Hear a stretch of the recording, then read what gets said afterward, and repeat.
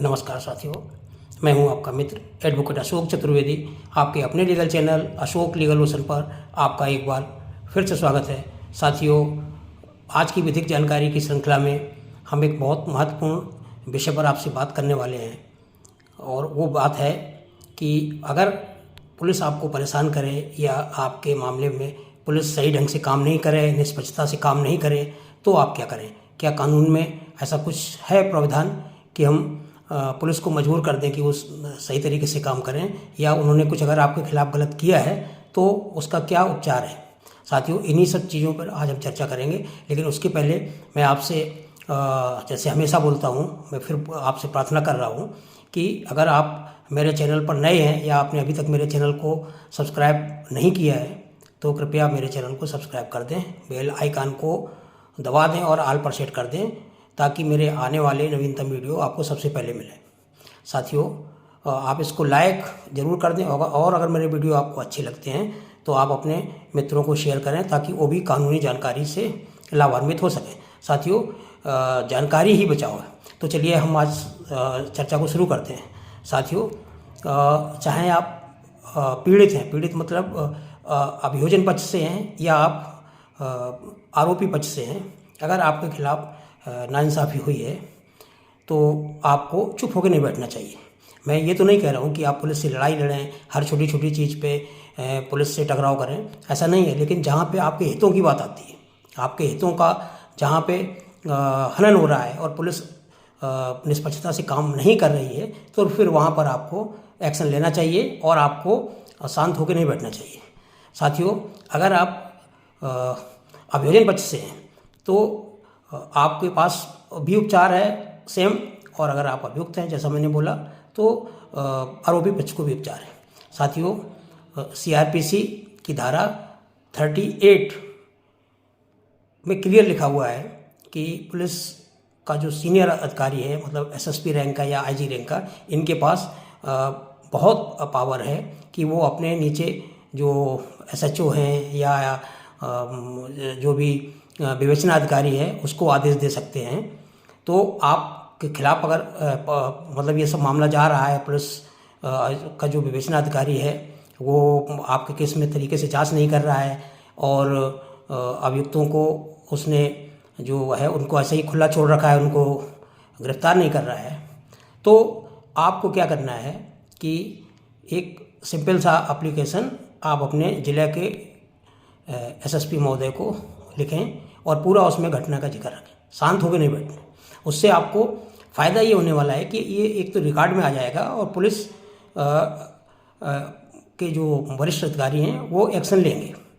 ऐसा ज़रूरी नहीं है कि आपकी एप्लीकेशन पर एक्शन लें, लेकिन फिर भी मतलब आप उम्मीद तो कर ही सकते हैं। जो आपके पास ऑप्शन है CRPC की धारा 38 के अंतर्गत जो मैंने बताया, उसमें एक आवेदन आप दे सकते हैं। एक तो हो गई ये बात। दूसरी, अब हम अभियोग पक्ष की बात करते हैं। तो अगर आरोपियों के खिलाफ उन्होंने आप मतलब झूठे फंसाए गए हैं और आपका नाम उसमें FIR में है, FIR खिलाफ मतलब आपकी हो गई दर्ज है, तो उन्होंने चार्जशीट में आपको बढ़ा चढ़ा के आपको आरोपी बना दिया है, जबकि कोई सबूत नहीं है, कोई कुछ भी नहीं, या जो आपने सबूत दिए हैं उन सबूतों को उन्होंने नज़रअंदाज किया है और उनको एक्सेप्ट ही नहीं किया और उनको मारा नहीं और सीधे आपको आरोपी बनाकर कोर्ट में चार्जशीट लगा दी है। तो साथियों, इस टॉपिक पर मैंने एक पहले भी बहुत वीडियो बनाया हुआ है, लेकिन आज फिर हम डिटेल में चर्चा करते हैं। CRPC की धारा 173 और इसका सब सेक्शन है 8, CRPC 173 सब सेक्शन 8।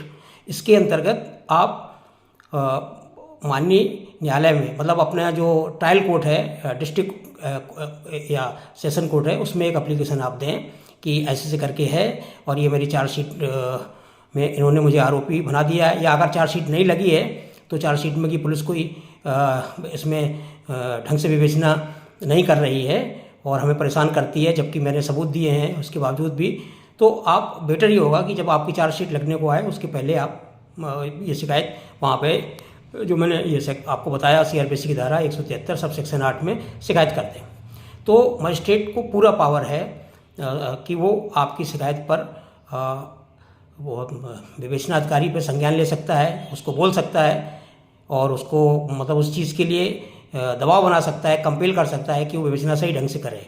या आप अगर चाहें तो आयोग को बदलने की भी प्रार्थना कर सकते हैं उसमें। तो ये जो मैंने बताया इसका आप फ़ायदा उठा सकते हैं।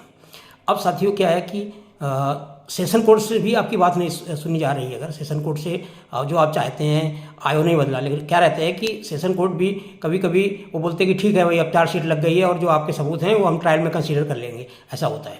लेकिन यहाँ पर आपको चुप होकर नहीं बैठना है। यहाँ पर आपको अपने राज्य के हाई कोर्ट में भी एक एप्लीकेशन डालनी है और एक आपको पिटीशन में डालनी है, और उसमें पूरा का पूरा जो सेशन कोर्ट का अगर आर्डर आपके हिसाब से नहीं हुआ है, सेशन कोर्ट ने अपने उसमें जो आर्डर में लिखा है, तो आप वहाँ पर भी प्रार्थना कर सकते हैं। और वो CRPC 482 में आप प्रार्थना कर सकते हैं कि ये ऐसा ऐसा करके है, मेरे ये सबूत हैं, मैंने दिए थे थाने में और ये उन्होंने कंसीडर नहीं किए हैं और हमें आरोपी बना दिया है झूठा, तो इस पर संज्ञान लिया जाए। हाई कोर्ट निश्चित रूप से संज्ञान लेगा। मेरे पास मतलब मेरे खुद के ऐसे क्लाइंट के केस हैं कि जिनमें मैंने ये ऐसे किया और मामला हाई कोर्ट तक पहुंचाया हुआ है, और आप पुलिस आगे पीछे घूम रही है इस चीज़ में, पुलिस को आरोपी बनाया हुआ है।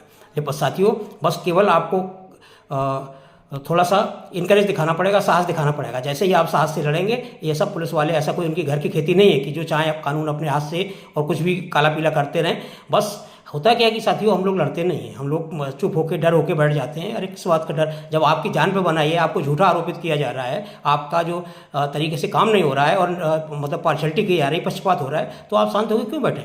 जब कानून में आपके उपचार दिया हुआ, रेमेडी दी हुई है, तो साथियों मैं समझता हूँ कि आपको ये जानकारी अच्छी लगी होगी। अगर अच्छी लगी हो तो आप मेरी चैनल को सब्सक्राइब कर दें और जैसा मैंने बोला बेल आइकन को दबा दें, अपने इष्ट मित्रों को शेयर करें। साथियों आज के लिए बस इतना ही, फिर एक नई जानकारी के लिए हम उपस्थित होंगे। तब तक के लिए अपना बहुत ख्याल रखें।